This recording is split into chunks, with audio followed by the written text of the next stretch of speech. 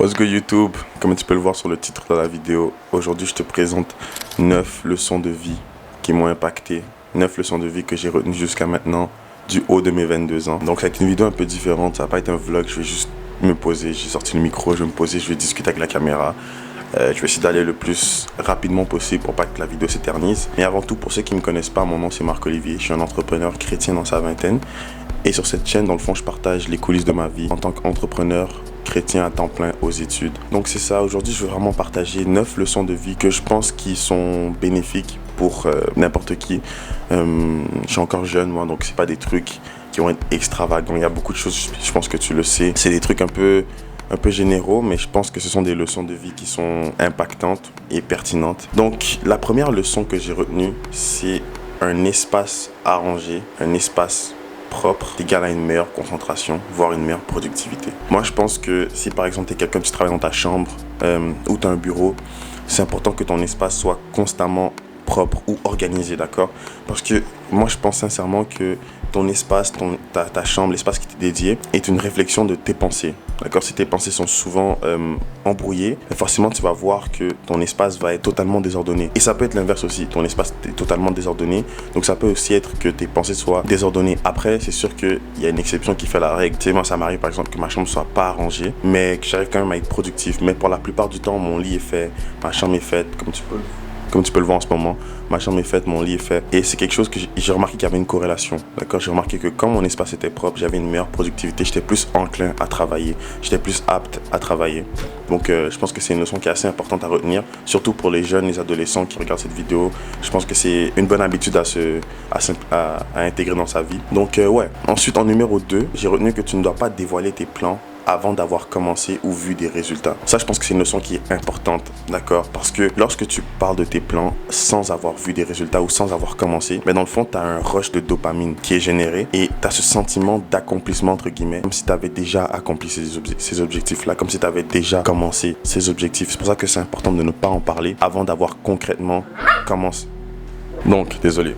Ce que je disais, c'est que lorsque tu parles de tes objectifs avant d'avoir commencé ou avant d'avoir vu des résultats, tu vas sentir ce sentiment d'accomplissement que tu as lorsque tu fais tes objectifs, lorsque tu les accomplis réellement. Et ça peut être dangereux, d'accord? Tu auras un projet et tellement que tu es excité, tu vas vouloir en parler aux autres, en parler à tes amis, en parler à ta famille, etc. Tu vois quand ils vont te dire « Oh, c'est une super bonne idée, oh, c'est très bien, etc. » Mais en fait, tu vas sentir ce sentiment d'accomplissement, entre guillemets, et tu auras ce rush de dopamine qui va faire en sorte que tu vas sentir que tes objectifs sont accomplis. Donc, ça va décaler en fait le temps entre l'idée et le réel passage à l'action. C'est vraiment à prendre avec précaution. Après, je sais qu'il y a beaucoup d'exceptions. Je sais qu'il y en a qui, lorsqu'ils parlent de leur objectif, ben en fait, ça va les obliger à accomplir ces objectifs-là parce qu'ils en ont parlé à d'autres personnes. Donc, c'est à prendre avec des pincettes. Après, moi, c'est ma façon de voir les choses. Donc, je pense que c'est une leçon avec laquelle moi je fonctionne et puis je pense que ça peut être bénéfique aussi pour d'autres personnes.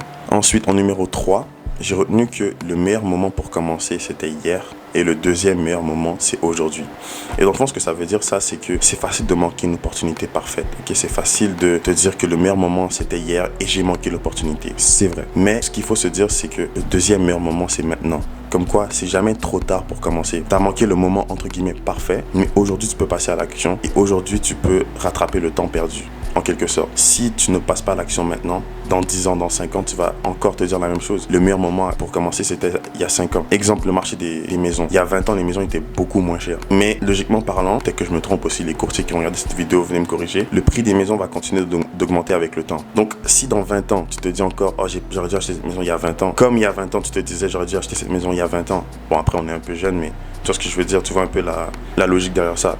Donc, c'est ça, de se dire que le meilleur moment pour commencer, c'était hier, mais le deuxième meilleur moment, c'est aujourd'hui. C'est simplement se dire que je peux encore passer à l'action, j'ai encore le temps de commencer aujourd'hui, j'ai encore le temps de rattraper le temps qui est perdu, que j'ai perdu en procrastinant ou simplement en regardant le vent passer. Donc, assure-toi que lorsque tu as une idée, tu passes à l'action, même si le temps, les circonstances étaient mieux avant, passe à l'action dès maintenant, tu peux possiblement rattraper le temps qui est perdu et c'est juste mieux pour ton futur. Ensuite, en numéro 4, ça c'est une leçon avec laquelle je galère beaucoup, mais c'est une leçon que je trouve qui est très importante, c'est que la comparaison comparaison tue la joie. Aujourd'hui, avec le temps des réseaux sociaux, c'est tellement facile de voir des gens sur les réseaux sociaux, les gens sur Instagram, sur TikTok, de notre tranche d'âge ou même plus jeunes que nous, avec un mode de vie auquel on adhère, d'accord, un mode de vie qu'on apprécie beaucoup et on se dit mince, peut-être que je suis en retard, peut-être que je fais quelque chose qui est mauvais, peut-être que non, tout ça c'est faux, d'accord, tout ça c'est faux.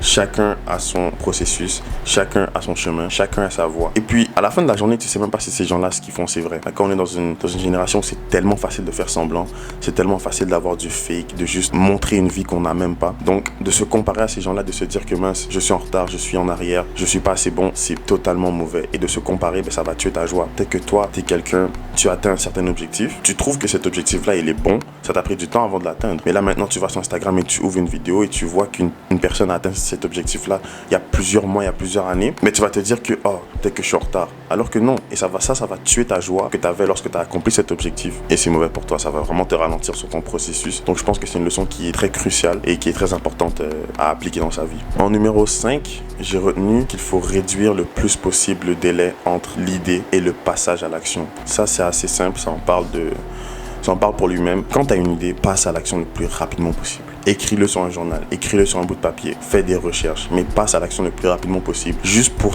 te mettre dans le bain, juste pour te rappeler de cette chose-là. Mais combien de fois tu as une idée et tu la perds après ça? D'accord, tu la perds. Ou combien de fois tu as une idée et tu vois quelqu'un d'autre développer cette idée-là, tout ça parce que tu n'es pas passé à l'action. Dès lors que tu as une idée, passe à l'action le plus rapidement possible. Essaie de réduire le délai entre les deux. Tu vas voir comment tes résultats vont juste exploser après ça. Tu as une idée d'une application, d'un business, n'importe quoi, juste de faire une vidéo sur Instagram. Passe à l'action le plus rapidement possible. Et si jamais tu l'écris quelque part et tu l'oublies, le fait de le voir quelques temps après, tu peux même peaufiner cette idée-là, tu peux même l'améliorer. Et ça, c'est juste impeccable. Or, si tu ne l'écris pas quelque part, si tu l'oublies simplement, cette idée-là elle disparaît. Ça peut tenir parce que peut-être que ton idée était révolutionnaire, peut-être que ça allait même changer ta vie. Donc moi je te dirais juste réduis le plus possible le temps entre l'idée et le passage à l'action. En numéro 6, j'ai retenu que overthink ne mène à rien. Et pour ça, j'ai un verset dans la Bible qui dit, c'est Proverbe 12 au verset 25. Ça nous dit que l'inquiétude dans le cœur de l'homme l'abat, mais une bonne parole le réjouit. Je pense que ça en parle de soi. L'inquiétude dans le cœur de l'homme l'abat. Donc s'inquiéter, ça va juste t'abattre. Quand tu overthink, soyons honnêtes, la plupart du temps, c'est faux. La plupart du temps, ce sont des raisonnements, des logiques qui sont fausses. Et ce sont que des pensées vanités qui rentrent dans notre tête et qui viennent nous nuire à notre paix intérieure. Or, c'est important de toujours chercher la paix. Et quand tu overthink, tu viens abattre cette paix-là, tu viens l'enlever. C'est pour ça que je te dis que overthink, ça ne mène à rien. D'accord? Lorsque tu as des pensées négatives, des pensées qui t'éloignent de ta paix, des pensées qui t'éloignent de Dieu ou des pensées qui sont là pour nuire à ta paix, pour nuire à ton bien-être, chasse-les. D'accord? La Bible nous dit de prendre toute pensée captive à l'obéissance de Christ. Pour les chrétiens qui écoutent cette vidéo. Donc, on est appelé à vraiment prendre ces pensées-là et les mettre captives à l'obéissance de Christ. Chasse les pensées qui sont négatives. C'est sûrement pas des pensées qui sont de Dieu. Malgré que c'est même pas des pensées qui sont de Dieu. Donc, assure-toi que ces pensées-là soient vraiment chassées le plus vite possible pour pas que ça vienne créer en toi un doute, créer en toi une inquiétude, créer en toi un stress, une anxiété. Parce que ça va juste t'éloigner de tes objectifs, nuire à ta paix, enlever ta joie. Et comme la Bible le dit, ça va t'abattre. Donc, assure-toi de ne pas overthink ou essaye le moins possible. Ensuite, en numéro 7, j'ai retenu que l'argent, c'est un outil et non un maître. Après, bon, j'ai 22 ans, je suis pas nécessairement hyper fortuné dans un certain sens, mais je peux retenir que l'argent, c'est pas un maître. Donc, si tu fais les choses et que ta première motivation, c'est l'argent, tu fais les choses pour t'enrichir, pour faire le plus d'argent possible, moi, je te dis que tu vas forcément... En fait, c'est vanité, donc tu vas pas être heureux, d'accord? Ça, on peut le lire dans Ecclésiaste, mais il y a beaucoup de proverbes qui nous expliquent que chercher l'argent, c'est pas ça l'essentiel. En plus de ça, quand tu cherches l'argent, tu vas toujours en vouloir plus parce qu'il y a de l'argent dans le monde. Il y en a. Quand tu fais 10 000 $, tu vas chercher le 100 000, le 100 000 pour le million pour le milliard. Et c'est pour ça qu'il y a des gens qui sont multimilliardaires qui sont toujours pas heureux, tu comprends? Donc, si ton but c'est de faire le plus d'argent possible, l'argent pour toi devient un maître et tu es en train de le servir. Tu fais les choses pour l'argent. Tu es en train de servir l'argent. Or, l'argent, c'est un outil pour faire des bonnes œuvres, un outil pour impacter, un outil pour accomplir des objectifs qui ont pour but d'influencer le monde. D'accord? C'est pas un maître. L'argent en soi, c'est quelque chose qu'on doit utiliser et non chercher, non suivre et non glorifier ou servir. En numéro 8, j'ai retenu qu'on doit se contenter de faire le travail sans se soucier d'être vu. D'accord? J'ai noté se contenter de faire le travail nécessaire sans se soucier d'être vu. C'est trop facile avec les réseaux aujourd'hui, comme moi, par exemple, je suis en train de me filmer. Et souvent sur Instagram, je filme des journées dans ma vie. Mais c'est facile de faire le travail dans le but d'être vu, dans le but d'être applaudi, d'être glorifié, d'être élevé. D'accord? C'est trop facile de faire ça. Mais ce que j'ai retenu, c'est qu'il faut faire le travail sans se soucier d'être vu. D'accord? Tu dois pas care d'être vu. Si tu fais quelque chose, tu as une journée qui est super productive. Gym, lecture, travail, tu as pris une marche, marches, c'est des trucs comme ça, t'as étudié ce que tu veux et que t'as pas ton ami qui vient te dire waouh, bravo, c'est correct. Et il faut s'habituer à faire les choses sans se soucier d'être vu. Il faut que tu fasses les choses pour toi-même. Il faut que tu fasses les choses dans le but de te rapprocher de tes objectifs, pas dans le but d'être applaudi, d'être élevé, d'être oh, t'as tellement d'aide, je veux être comme toi. Non, fais les choses dans le but de te rapprocher de tes objectifs. Parce que sinon, lorsque tu n'auras pas cette validation-là, tu vas juste pas travailler.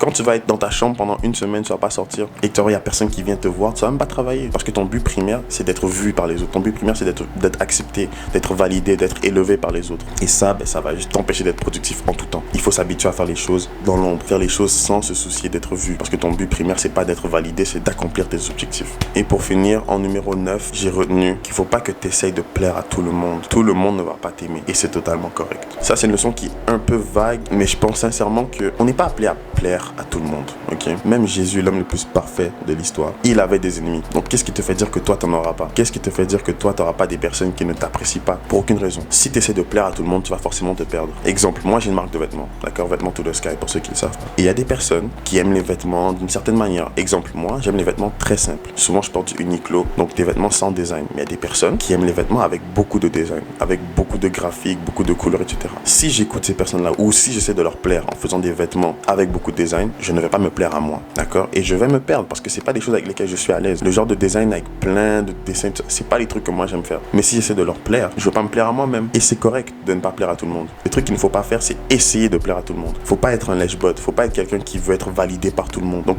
à chaque fois que tu es quelqu'un d'autre, tu changes ta façon de parler, tu changes les blagues que tu fais, tu changes tes valeurs. Essaye pas de faire ça parce qu'au final, tu vas juste pas avoir d'identité, tu vas être comme l'eau. D'accord? Tu vas prendre le vase dans lequel tu es et tu n'auras pas nécessairement d'identité à toi-même. Donc moi, je pense que c'est important d'être authentique. Voilà, d'être authentique et de ne pas essayer de plaire à tout le monde parce que tout le monde ne va pas t'aimer et c'est correct. Ton identité n'est pas basée sur l'appréciation que les autres ont pour toi. Ton identité, pour ceux qui sont chrétiens, est basée en Jésus, comme moi. Mais pour les autres, ton identité est basée sur qui tu es toi, tes propres valeurs, tes propres caractéristiques, tes propres qualités, tes défauts. Ton identité est basée sur toi-même, pas sur comment les autres t'apprécient. Alors, n'essaie pas de plaire à tout le monde. Donc, c'est tout pour moi. Honnêtement, j'espère que vous avez apprécié la vidéo. J'espère que tu as pu retenir quelque chose de concret, quelque chose d'intéressant, quelque chose de pertinent qui peut impacter ta vie, qui peut changer ta vie parce que moi, mon but c'est de t'aider, d'avoir un impact positif. Donc, je lis tous les retours. Donc, lâche un commentaire, ça me ferait plaisir. Dis-moi ce que tu en penses. Si jamais il y a des leçons avec lesquelles tu n'es pas d'accord, ça me ferait plaisir de juste discuter avec toi sur ça. Je suis pas méchant, honnêtement.